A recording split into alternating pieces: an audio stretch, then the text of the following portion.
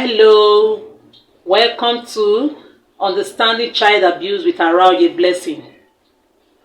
We are still talking about the major forms of child abuse. And we've talked about the physical abuse, the emotional abuse, and we are on with the sexual abuse. As I said earlier in my previous video, sexual abuse has to do with involving a child in sexual activities, and the involvement could be physical, visually, or verbally, which means sexual abuse has three types, and we've talked about the physical contact sexual abuse.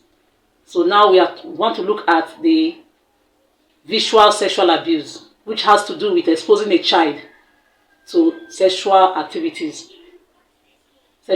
like pornography, like adult films.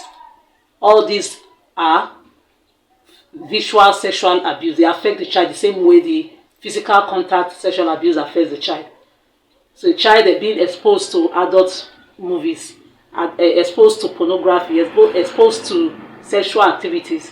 Such child is vulnerable, will easily fall for sexual abuse.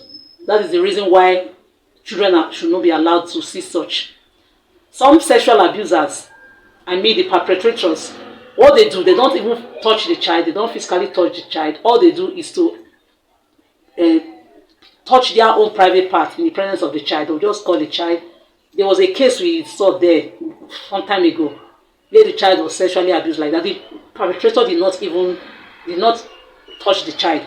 He only naked himself and started touching his private part in the presence of the child and forced the child to watch him doing that. That is visual sexual abuse, and it affects the child the same way the physical contact sexual abuse affects the child. As parents, as the adults in the life of children, we should make sure wherever the children are is free from anything that has to do with sexual abuse, because the more they see them, as they see these things, as they see these sexual activities on films or anywhere they see them, it makes them more vulnerable. It affects their mind.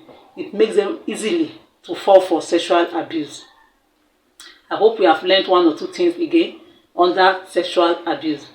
And because some parents do argue it, some people argue that because the children are not touched, they didn't come in contact with the child, means it cannot affect.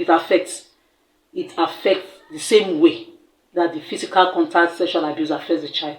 So we should have this in front of our mind. I hope we have learned a lot again on sexual abuse. I hope to see you in your next video. We will be talking about the third type of sexual abuse, which is the verbal sexual abuse. Thanks for your comments. Thanks for your likes. They are valuable to me. And I want you to continue to send your comments and likes. Thank you for watching.